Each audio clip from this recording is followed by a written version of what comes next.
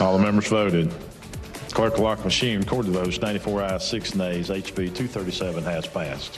32 ayes, 0 nays. The committee substitutes adopted. After a week of confusion in Alabama, lawmakers are working on something that should allow fertility clinics to get back to performing IVF services. They voted to protect in vitro fertilization after the Supreme Court decided to categorize frozen embryos as children. I'm Gadi Schwartz, and this is Stay Tuned Now.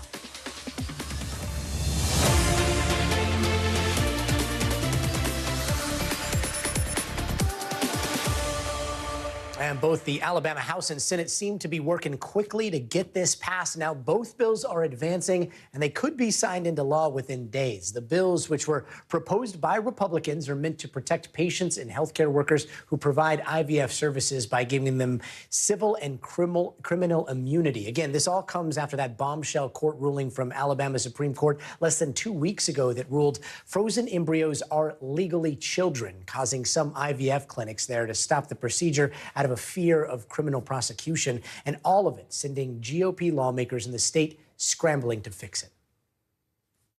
The whole world is looking at us, and you know what? They're not just looking at you. They're not looking at Republicans. They are not looking at Democrats. They are looking at the Alabama legislature. That's all of us. And NBC News correspondent Valerie Castro joins us now in the studio. Valerie, it's almost like Alabama lawmakers saw the implications from this decision happening in real time and then moved pretty quick. Right. So we saw the backlash that was immediate, and some of the largest IVF providers in the state had to essentially stop providing treatment for fear of liability. But we know IVF is a time-sensitive process. It's an emotional process. It's a costly process. So lawmakers realized that they needed to come to some sort of resolution, even if it doesn't resolve the bigger picture in the long term. Lawmakers in both the House and the Senate debated separate bills today for hours at a time. Take a listen to what some of them had to say about the decision that they were facing. Well, I think we all want to keep the clinics open for sure. I think so too. And I think we want to do and fix this problem that probably none of us knew about 2 weeks ago, which I didn't. Exactly. And suddenly it becomes the biggest problem facing the state at the moment. I'm just trying to get ladies back on the track safely, to being able to get their family that they want to have and their children that they're unable to conceive the way we all think of having a baby. That's my goal with this bill. So again, the hope here is that this helps solve some of the problem immediately, but in the long term, there is still more work that needs to be done. And the families that are going through this, I mean, is everyone happy about what's happening right now? No, so there's a lot of criticism about these bills. Even though they are moving forward, they don't get at the heart of the issue, the thing that caused this problem to begin with, right? That Alabama Supreme Court ruling that declared an embryo should be considered a child. So some Democrats say that more work needs to be done. Planned Parenthood also issued a statement today saying while these bills aim to establish legal safeguards for IVF providers, it's important to recognize their limited effectiveness in addressing the full scope of the recent Alabama Supreme Court ruling, which deems embryos created through IVF to be minor children. So again, Gadi, a lot of people calling for more work to be done. In terms of the timeline, I mean, they're still working on these bills, right? It looks like they're going to pass, but what does the timeline look like? Yeah, so both chambers, the House and the Senate, they now need to vote on a final unified version of this measure. That should happen early next week. Then it is expected to go to the governor's desk for her to sign, and she is expected to do so. Valerie Castro, thanks so much. And now to the southern border, where today politics took center stage with dueling visits by the two presidential frontrunners. President Biden made his second trip to the southern border while in office. He met with Border Patrol agents in Brownsville, and around 300 miles north, former President Trump was doing the same thing in Eagle Pass. Both men acknowledging the crisis at the border, but both blaming each other. Biden issued a direct challenge to his predecessor to help pass the derailed bipartisan border security bill. You know and I know it's the toughest, most efficient, most effective border security bill this country has ever seen. So instead of playing politics with the issue, why don't we just get together and get it done? The United States is being overrun by the Biden migrant crime. It's a new form of vicious violation to our country. Now, these campaign trips come as nearly a third of Americans now view the border as the most important issue in the country right now, according to recent Gallup polling. And the former president holds the advantage when it comes to securing the border based on our latest NBC News polling. But President Biden has the lead in that same poll when it comes to treatment of migrants. Let's take a quick step back, because no matter who's in office or what border policy is in place, people continue to cross in search of a better life.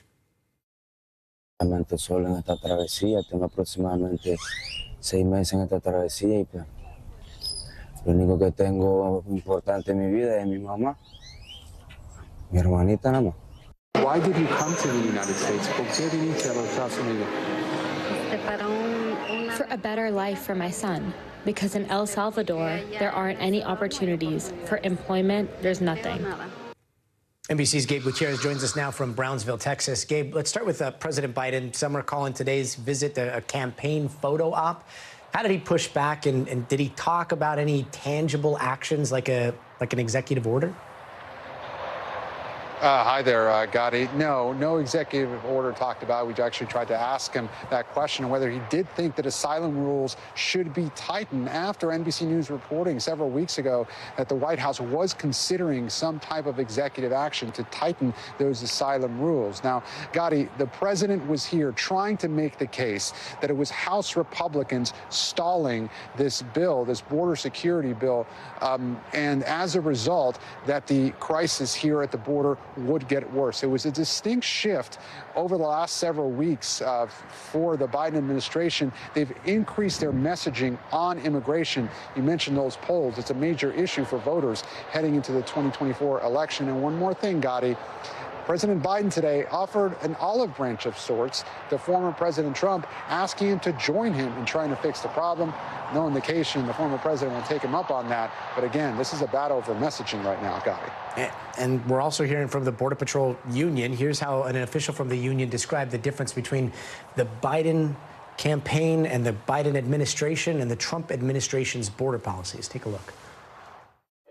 The last administration had policies in place. While some may have not liked it, they worked. They were very effective for us as Border Patrol agents in securing the border. He went ahead and changed everything and didn't have anything in place to handle the overflow, and that's where we're at now. So, Gabe, what's Trump's plan? I mean, he promised the wall. That was never finished. He promised Mexico would pay for it. Are we hearing the same things that we heard the last time, or is there anything different? Well, really quickly, Gadi, before I get to that Border Patrol agent you just heard from, I spoke with him earlier today. He's been a Border Patrol agent for more than 20 years, and as you heard, he does support former President Trump, but the actual Border Patrol union actually endorsed that bipartisan border funding deal, so President Biden was touting that. But when it comes to President Trump and his policies, former President Trump and his policies, the next administration, he is promising going much further than he did before. Potentially mass deportations, something that this country has never seen before. Certainly, he's also talking about finishing the wall, which we've heard many times before. But it's things like mass deportations and really closing off the border and tightening these asylum rules. That is something we had not heard before, Gadi. And Gabe, we've all spent some time in Eagle Pass and spent some time in Brownsville. I got to say, those two are two different places, two different parts of the border with two different types of fortifications. Can you set the scene for us as it stands today? Are they both seeing this same amount of crisis right now?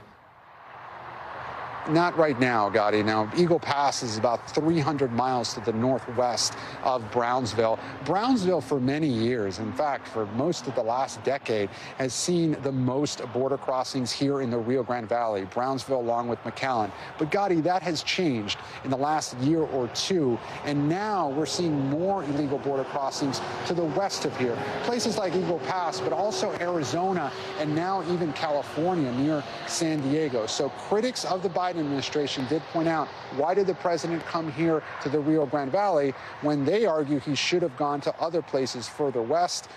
Former President Trump, though, went to Eagle Pass because that has really become the epicenter of the feud between the state of Texas and the federal government. You'll recall that's where the state of Texas and Governor Greg Abbott had installed that razor wire that has been so controversial in the last few months, Gadi. Gabe Gutierrez on the border for us tonight. Thanks so much. And staying in Texas for an entirely different split-screen moment in the panhandle part of that state, it was snowing today in Amarillo. That's less than 24 hours after those fires scorched the same area. Now, the dusting of snow was no match for what has now become the largest wildfire in Texas history at more than 1 million acres. Dozens of homes have burned down. At least one person has died, and people are just now starting to return to their homes to see if anything's left. Where was the fire when you evacuated?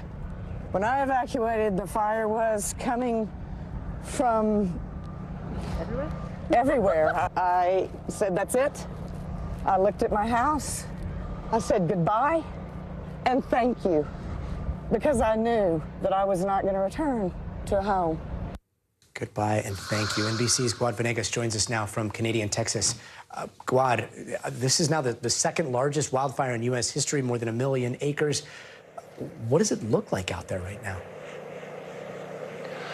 Well, everywhere we go, Gadi, we see large areas that have been burned. Now, much of the area that has burned are open fields, crops. That's what it's like up in this part of Texas. But as we've seen, communities have also burned. You can see the home behind me. A lot of the people in this neighborhood in Canadian lost their homes. As you can see, this is what's left, just ashes.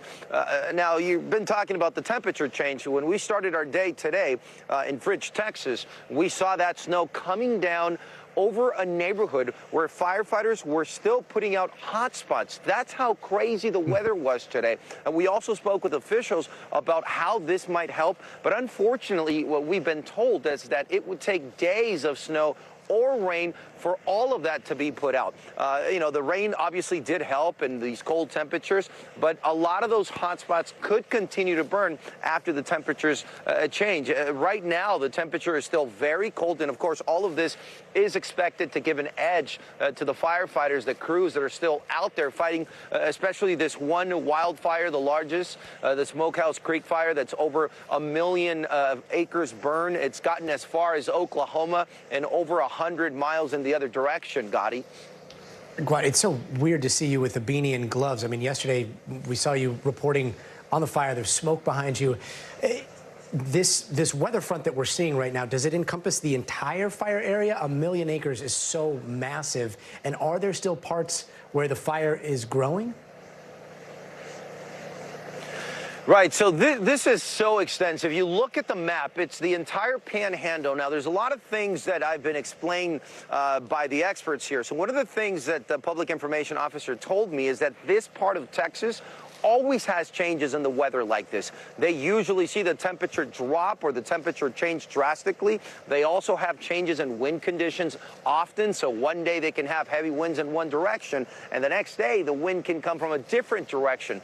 Now, the size is just too big to understand what's happening at every front. Even when we speak to some of these public information officers, they tell us that they've divided their forces to focus on certain areas. So if you speak to someone here in Canadian, they can talk about what's happening here, but they're unaware of maybe what's happening on the other side of the state. We have 4 major active wildfires that continue to burn here in this part of Texas. And if you add up all the acres that these fires have burned, the last time I checked, it was more than 1.2 million acres burned by those fires. So it's a large area. Most of it, again, is open fields, but it does include communities like Fridge and like Canadian, as you can see this home behind me, Gadi. Such a staggering size. Gadi Venegas, thanks so much. It's being called a monster blizzard with a warning of life-threatening conditions, and it is headed straight for some of California's biggest mountains. As much as 12 feet of snow could fall on the highest peaks of the Sierra Nevadas. Lower elevations are looking at anywhere between 5 and 10 feet between tonight and Sunday. The National Weather Service says mountain travel could be extremely dangerous to impossible. Now, Highway 395 could see 1 to 3 feet of snow. Interstate 80 and Highway 50 could see up to 8 feet as it takes you into Lake Tahoe. And the wind gusts are going to be rough, up to 75 miles an hour, creating those blinding whiteout conditions on the roads. So it only makes sense that people are already stocking up and preparing for what's to come. It's the gamut. So we're shovels, tire chains, ice melt, generators, lanterns, flashlights, batteries, anything that you can think of that somebody would need for a power outage or a severe storm, and they are coming in for it. And we've got NBC News meteorologist Bill Cairns with us, standing by with what to expect over the next couple of days. But first, let's go to NBC News correspondent Steve Patterson, who joins us from Tahoe City, California. Steve? So this is it. Last minute preparations in this area is now hunkering down as if this is expected to be the storm of the season, if not one for the history books. Right now, we're on I-80. This is going east. This is the road, the thoroughfare in this area that officials are so worried about being snarled and snared because of all the snow that could come down. You want to show you this. Take a look. These trucks are lining up almost back for, I'd say, about a mile or so, putting chains on their tires because they're trying to get to the overpass, over Donner Pass, which is already so snowed in that it requires these chains. So this is happening. Meanwhile, there's a lot of people getting ready to stay in their homes for the foreseeable future. And we're talking 2 to 4 inches in some places for every hour for the next 48, 72 hours, maybe even more than that. In some cases, that'll total maybe 2 to 4 to 6 feet of snow. In other places, depending on elevation, that could be 12 to 13 feet of snow. This area, no matter where you are, is going to get hit. Right now, I would say officials are telling us, if you don't need to be on the road, get off the road. We're probably within the last few hours or so before it's impossible to even get on anyway. Back to you. Always good advice, Steve. Thanks so much. Let's get over to Bill Cairns right now for the timing on all this. Bill, this storm is moving in. When's going to be the worst part of it? Friday afternoon. It looks like that's when the peak, the highest precipitation totals, the highest wind gusts. And you know it's a big deal when you have all the snow coming and all the ski resorts are like, nope, we're closed. Because they don't want people traveling. It's just too dangerous with the heavy snow and the high winds. They don't want people getting stranded on the road. So when you have blizzard warnings that extend for this large of the Sierra and also a good section here in Nevada too, it's a big deal because not only do you have the blinding snow, but we could have power outages that come along with it. So for our winter alerts, obviously that's pretty widespread. We've kind of had round 1 today with the snow moving in, and it's still snowing in areas in the Cascades too, but the really heavy stuff, you can already see that fire hose coming in here just south of the bay, heading up just south of Sacramento into the Reno, south of Lake Tahoe. That is where the areas that are going to, someone's going to get, possibly 10 feet of snow by the time this is all said and done. So again, they already have, Interstate 80 is already closed around Donner Pass. Lower elevations, it looks like it's still, as the temperatures drop, the road conditions will continue to get worse. But the snowfall totals haven't changed. We've been predicting this for the last couple of days now. Once you get above about 7,000 feet, the Donner Pass, all the ski areas, that's where we're getting the 7 to 10. But even all the way down, like Blue Canyon is not considered, the highest of elevations at 4,700 feet, but that's even 4 to 7 feet of snow possible. It's not till you get really all the way down here at Colfax, 1 to 8 inches, and that's at about 1 to 2,000 feet. And that's going to be the tail end of the storm as the colder air comes in. Anyone on Interstate Highway 50 here, that's where South Lake Tahoe is. That's 3 to 6 feet of snow, so a big deal there too, Gadi. 3 to 6 feet, 7 to 10 feet. It's just crazy numbers, right? Yeah, I was looking at those numbers, and it's kind of a flashback to last year, too, when we saw Big Bear get socked in. What are some of the biggest concerns when you see the numbers, upwards of 5 feet to 10 feet? Well, if you watch the cameras today and watch the snow that's falling today, it's a heavy, wet snow. So immediately when you hear heavy, wet snow, you think of there's a lot of weight to it. So we worry about the roofs and we worry about roof collapses when we talk about this amount of feet. But as the storm goes on, it's actually going to get fluffier. So the thing I'm concerned with is the high winds that are going to be tonight and tomorrow. When the snow is heavy, it's wetter. And so the peak wind gusts here, this is where you get in trouble because areas like, in Reno and Tahoe, Mammoth Lakes is predicting wind gusts up to 60 miles per hour. They get the heavy snow on the trees, on the structures, and then those winds, the force of that on top of it, and we get power outages. If you lose your power in a storm like this, they're not going to be out there be able to get restore power until the storm's practically gone. So we could have people dealing with 24, 48 hours, 72 hours without power before you even get help. And it's in areas of Oregon, too. So we may lose power, and not just in the Sierra, but northern Nevada, also southeast sections of Oregon. And as far as what we're going to deal with heading towards other areas of concern, I know we just talked about all the huge fire concerns. This is the rainfall forecast for our friends here, like nothing. And it's going to be windy tomorrow, too. So, Gadi, that'll be something that we'll have to check on just to see how much containment and if that fire starts spreading again. Yeah. Bill Cairns, thanks so much. And don't go anywhere. We are just getting started. Up next, there is some new video of Alec Baldwin holding a gun on the Rust movie set. We're going to tell you why it was crucial in court today. Plus, believe it or not, the very first Black-owned brewery just opened in Philadelphia. We're taking you inside to see what they're brewing up. And in tonight's Future of Everything, 2,000-year-old scrolls buried in volcanic ash were no match for AI. We're going to show you how the tech is helping decipher the words that were burned to a crisp. That's coming up later this hour, so stay tuned. Hey, welcome back, and here's some of the stories we're following out in the West. We've got an update to a story we told you about yesterday. Congresswoman Lauren Boebert's 18-year-old son being arrested in Colorado. Well, investigators say he and a couple of underage friends allegedly robbed a woman with a brain tumor. According to court documents, the group was caught on surveillance video using stolen credit cards from parked cars. Lauren Boebert has since commented saying the situation breaks her heart. And a judge in Oakland, California has ruled that almost 6,000 black factory workers at Tesla's Fremont plant can sue the EV maker over allegations of racial discrimination and even nooses being hung at workstations, according to the lawsuit. Tesla has since come out saying it doesn't tolerate any workplace harassment and has fired employees engaging in racial harassment at the plant.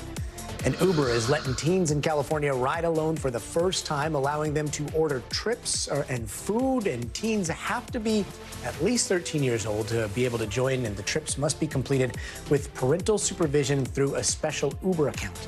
Only highly rated drivers who have passed a background check can get those requests from teen account holders. And turning now to New Mexico, prosecutors showing new evidence at the trial against the armorer on the set of the movie Rust, Hannah Gutierrez-Reed. Now, today, the jury watched new outtakes from the film that show Alec Baldwin right there using a pistol to point at things, at some points even pointing at people as he gives instructions to the crew.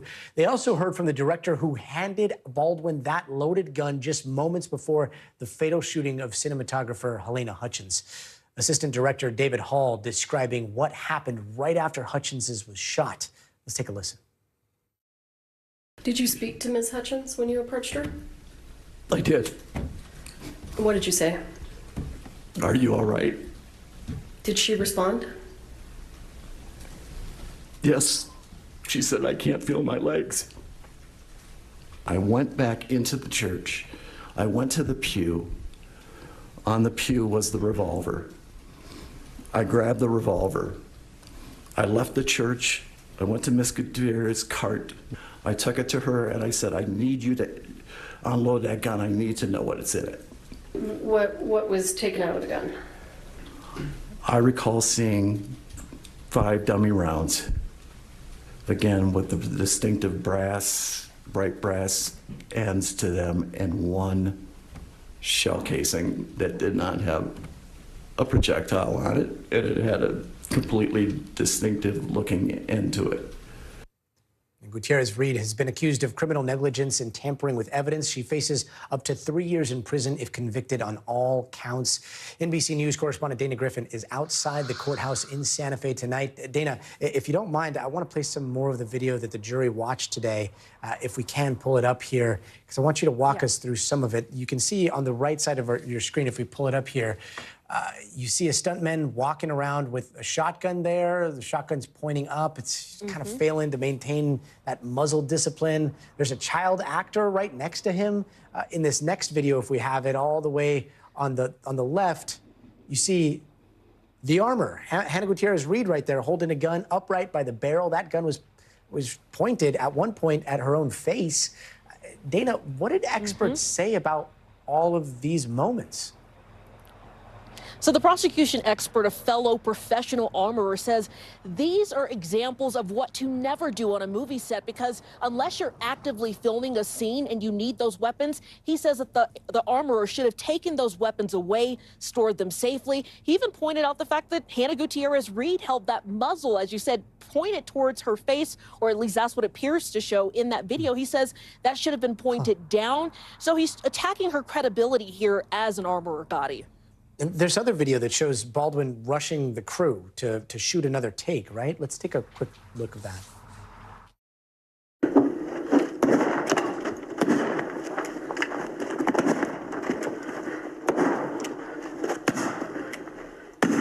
One more. I forgot to reload stuff. No, right away. Let's reload. Here we go. So, Helena. Hi.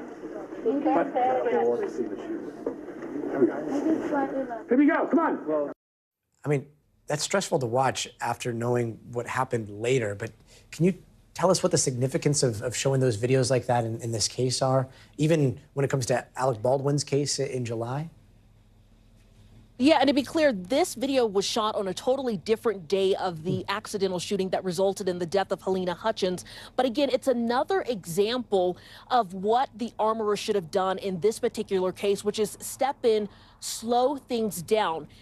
Now, the issue with this particular video is that the armorer, the professional armorer, says that that Baldwin was firing too close to the camera and that the armorer should have stepped in and made adjustments. And so that's why this video is being shown. But there's another key point in this video. Later on, you see Baldwin and that child actor going up the hill. They're firing these blanks. The director yells, "Cut," but Baldwin fires another round. Another example, the armorer says, Hannah Gutierrez-Reed should have stepped in and said, "That's not okay. You do not fire another round," when the director yells, "Cut."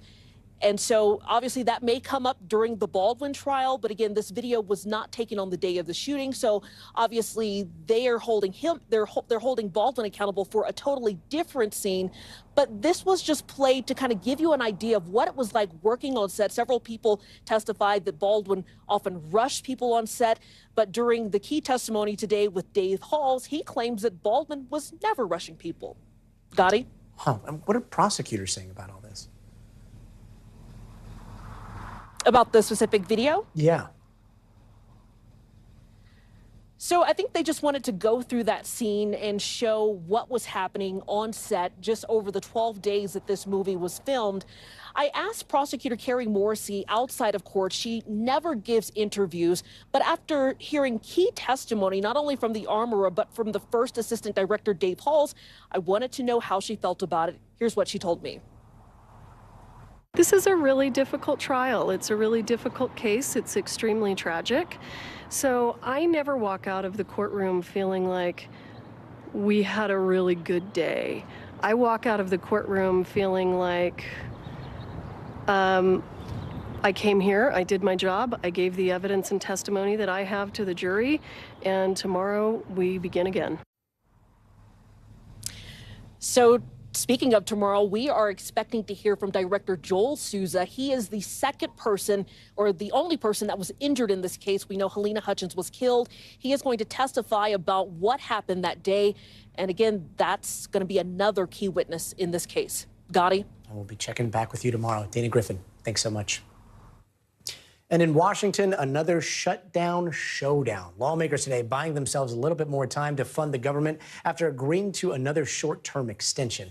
NBC News Capitol Hill correspondent Ryan Nobles has those details.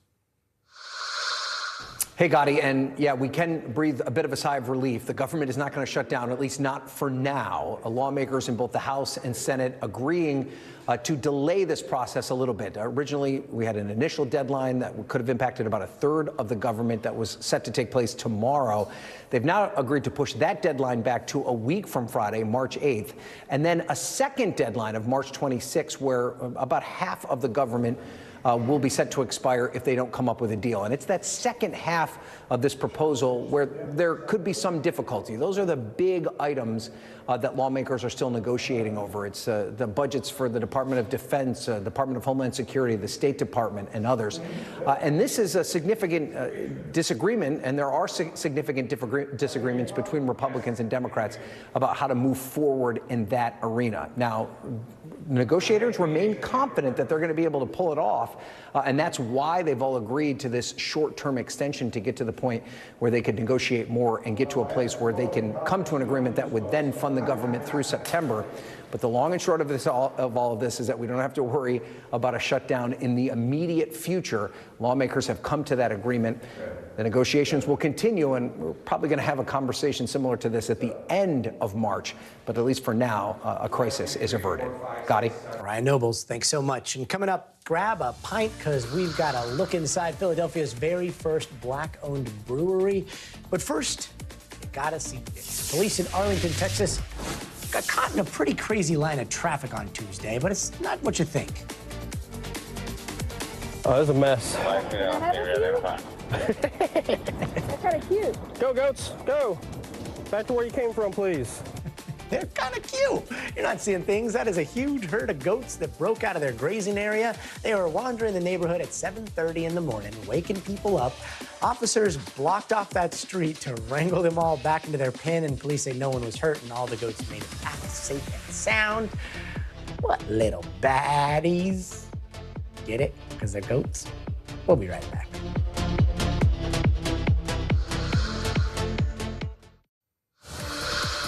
Hey, welcome back. We've got the latest on the desperate plea for aid in Gaza just ahead. But first, let's see what else is happening around the world.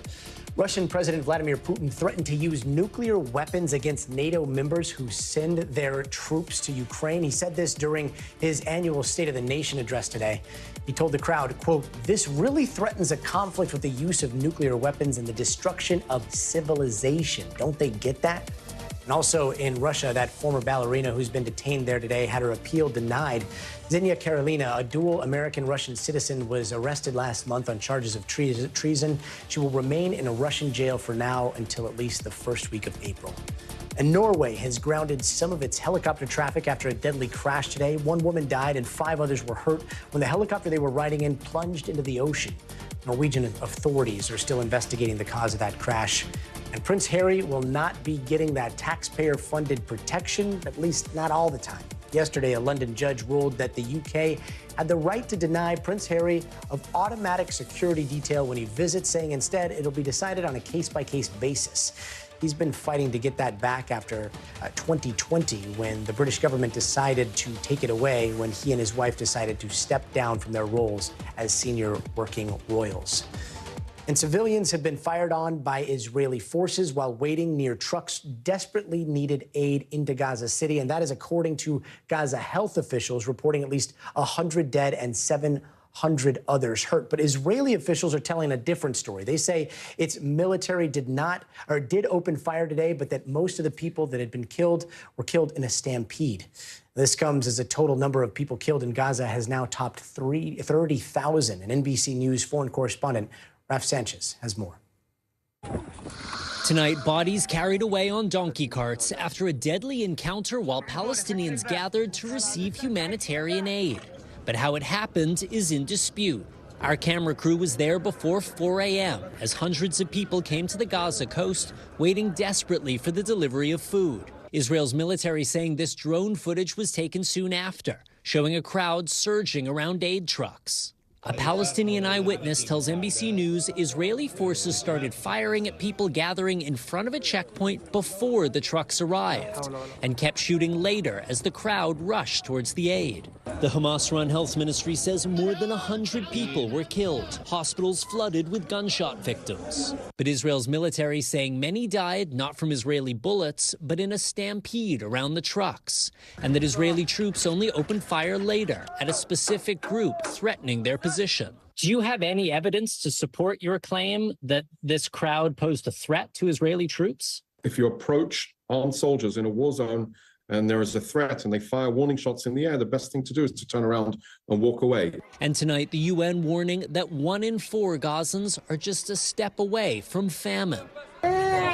Musa is 6 months old, barely older than this war, but in his tiny body, signs of a short life with little food. In a sense, he's lucky. Doctors say 8 other children died this week from malnutrition and dehydration, all at this one hospital. Not far away, Samia El-Masri trying to feed her kids by frying pancakes out of barley feed meant for donkeys. Her children dodging bullets to find firewood. Words can't describe the tragedy we're living in, she says. And President Biden now says he no longer thinks a ceasefire by Monday is likely. Raf Sanchez, thanks so much. And coming up, do you know the mathematical reason we have a leap year? Well, NBC's Harry Smith is going to explain that after the break. But first, when it comes to the tech we all rely on, February 29th can cause some glitches. And that's exactly what happened in New Zealand, where dozens of gas stations stopped working this morning, leaving some drivers high and dry.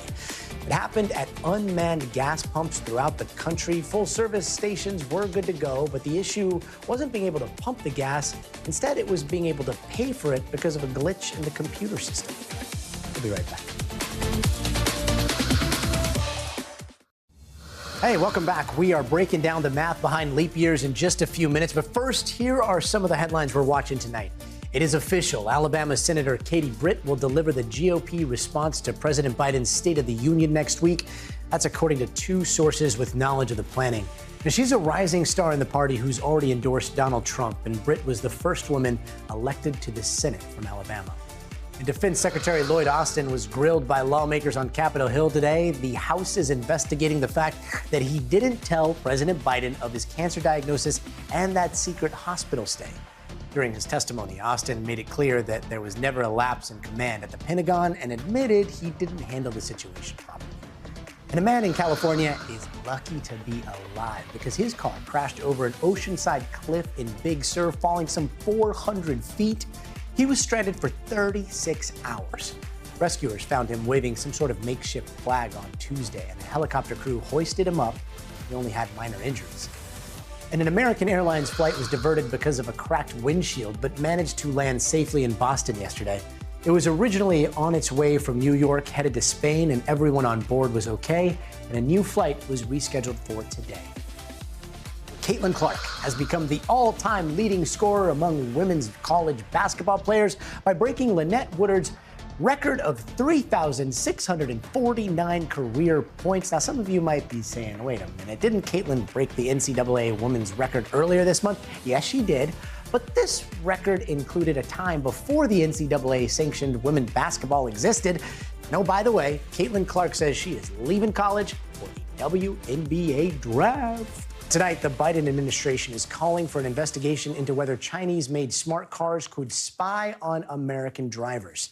The Secretary of Commerce even says that the software in these vehicles makes them operate like smartphones on wheels, which could give them access to Americans' personal data. NBC Chief Foreign Affairs Correspondent Andrea Mitchell has the latest details. Tonight, the U.S. raising alarms about Chinese smart cars.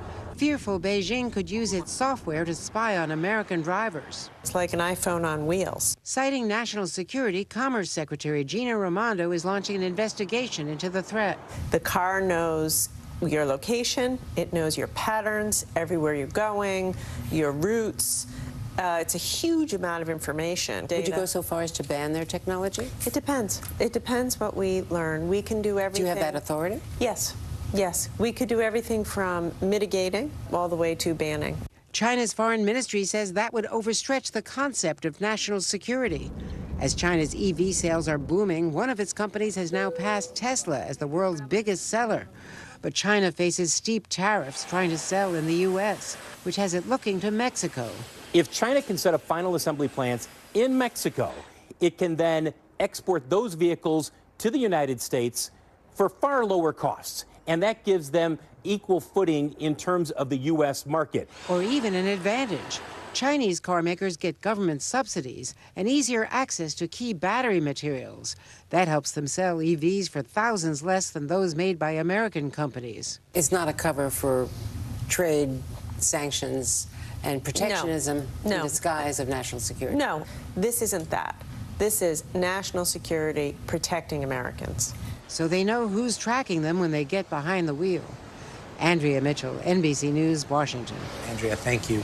And the popular shopping app Temu is facing allegations that it collects users' privacy data. And NBC senior consumer investigative correspondent Vicki Nguyen explains the backlash.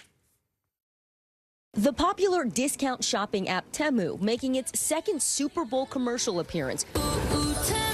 But now all eyes are on Temu for a different reason. Two class action lawsuits allege the app has an arsenal of tools to gain access to what they call literally everything on your phone, including your contacts, camera, microphone, and more. Attorney Steve Berman represents the plaintiffs in one of the lawsuits. You're alleging that Temu is collecting text messages and photos. What proof do you have?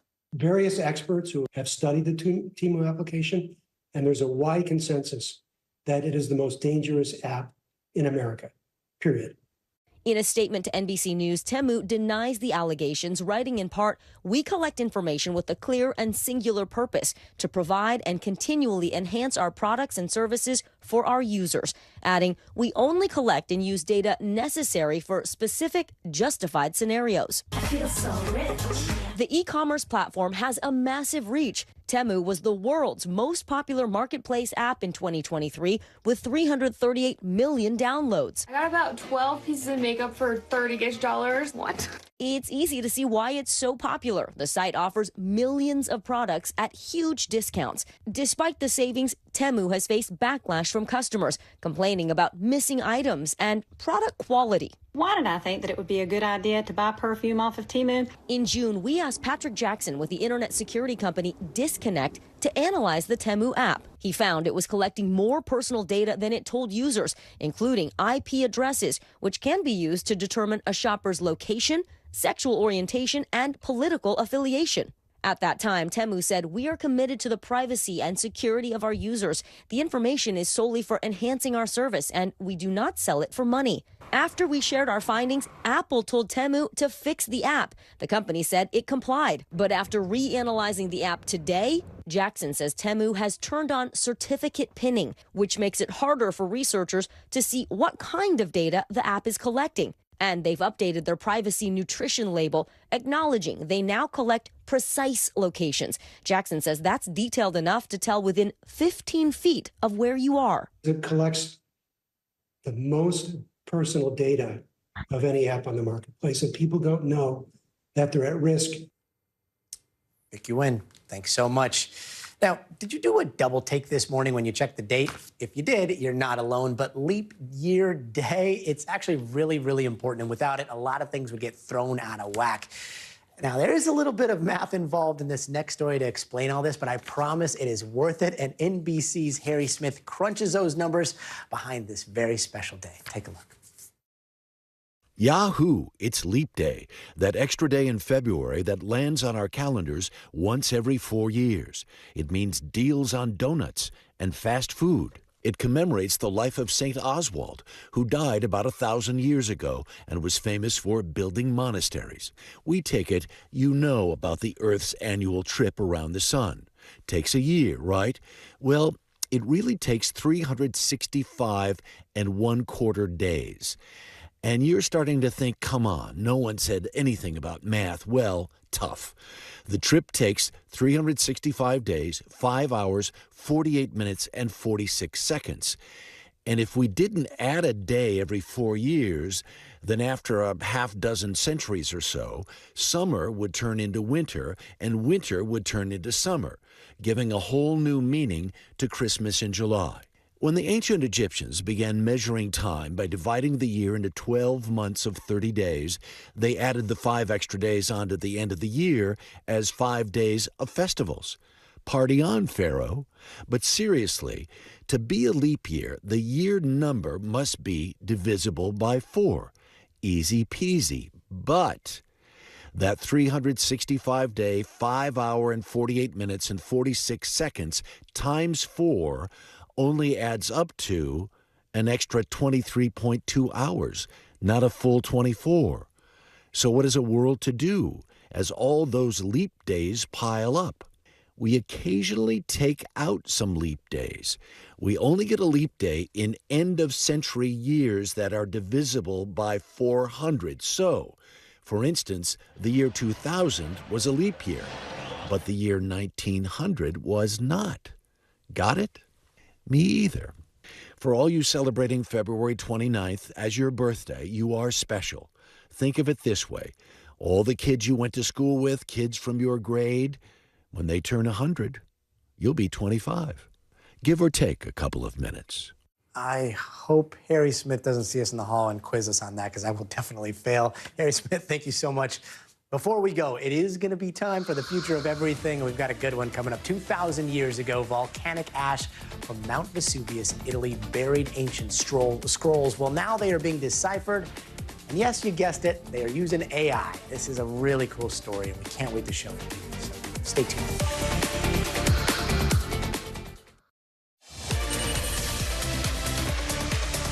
And tonight, for the future of everything, history that seemed like it was gone forever is now being rescued by AI. We're talking about ancient scrolls that were straight up buried under layers of volcanic ash from Italy's Mount Vesuvius 2,000 years ago. And now researchers are finally able to figure out what secrets they hold. Our own Claudio Lavanga got an inside look.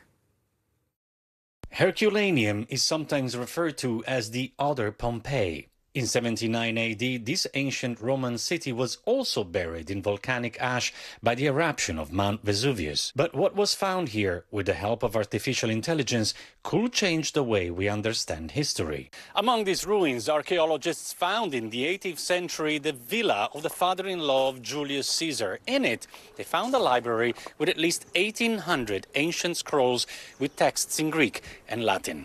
Entombed in volcanic ash for hundreds of years, these papyrus scrolls were carbonized but intact. Since then, they have been preserved in this library in Naples.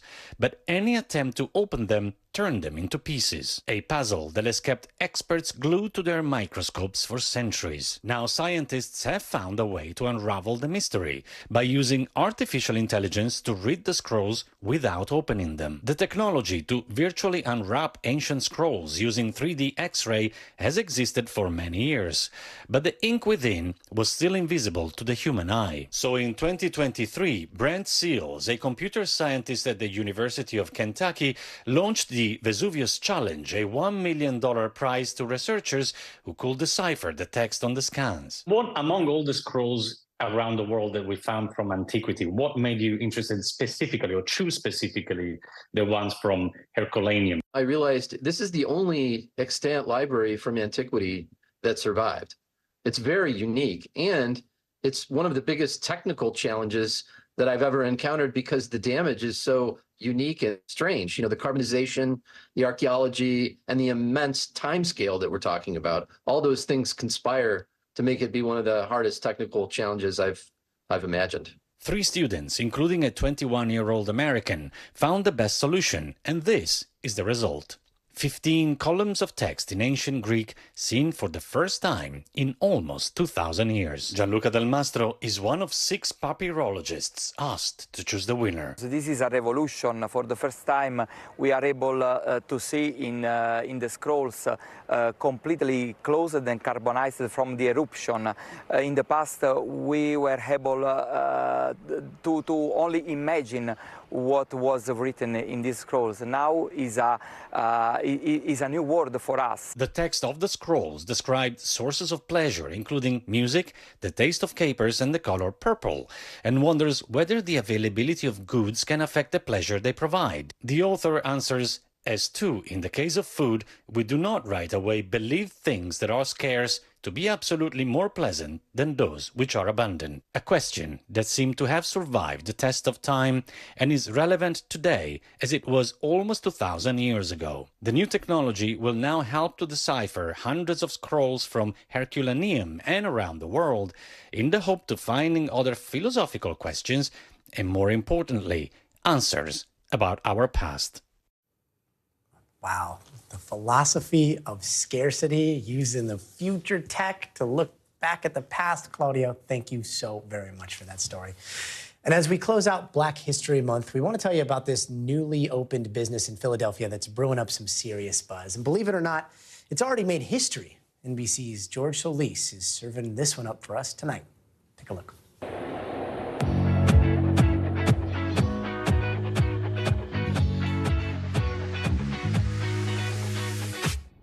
This glass of frothy goodness is more than just a beer. It's history in the making. Welcome to Two Locals Brewing Company, Philadelphia and Pennsylvania's first Black-owned brewery. Brothers Richard and Mengestu Coiler are the brains and bosses behind the brewery that just opened its doors late last month. It meant a lot to us to be here. This is where we grew up. Just how much it means we saw firsthand as we toured the room where the brew happens. It means a lot to you. You getting emotional? All right. Yeah, I'm always emotional. This is a lot of work, a lot of hard work. Yeah. Yeah. Currently, black brewers make up less than 1% of the total brewers in America, according to the Brewers Association. The pair candid about walking into rooms with distributors where no one looked like them. Cheers. Cheers. Do you feel a lot more comfortable being in those rooms now? Yeah, 100%. I mean, yeah, we understand how to navigate them at this point in time. It was definitely a rough ride, but, you know, you live and you learn. This 6,000 square foot brewery is a major upgrade from the brothers' 2016 humble beginnings as backyard homebrewers. Just gave away a lot of free beer, which helped, you know, it helped us sort of hone in on the different styles and just understanding what people liked and understanding how to, you know, how to brew the beer in the process. By 2018, the Coilers had formed their business. Then 2020 came barreling down. What do we want? Justice! When do we want it? Now! A few months later, after the deaths of George Floyd and Walter Wallace Jr. in Philly, the pair joined with other breweries across the country to raise money for social justice organizations. And this is really indicative of the brewing industry. You're brewing beer, you're about community, but you know, you also find movements that are near and dear to your heart. Exposure, bubbling into all this. You want to try some? I thought you would never ask. You guys are going to have to try this. This is so good. Keeping things as Philly-centric as possible is important to the brothers. Yeah, we want to, you know, teach people about our culture and things like that through the names of our... Through the names of the beer. Of our beer. Which is why we have something like Good John. Good John, yeah, because it's going to be a good John. That's Philly. The Coilers also aim to stay true to their Liberian and Jamaican descent, with dishes including the delectable Liberian beans, which Mom taught Chef to make. Our mother's, you know, family recipes, just things we grew up eating. We wanted that to be here as part of this community. Which has embraced two locals, breaking barriers by being themselves. It's an amazing city, amazing people. We're very passionate. People tell us all the time, you know, we hope, you know, you guys stay brothers after this, but, you know, I mean, it's my idol, so it's cool, you know, he supports me, I support him, so. Something tells me they will. After all, this is the city of brotherly love. George Solis, NBC News, Philadelphia.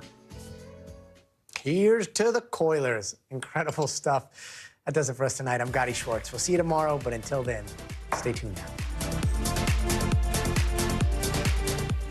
Thanks for watching. Stay updated about breaking news and top stories on the NBC News app or follow us on social media.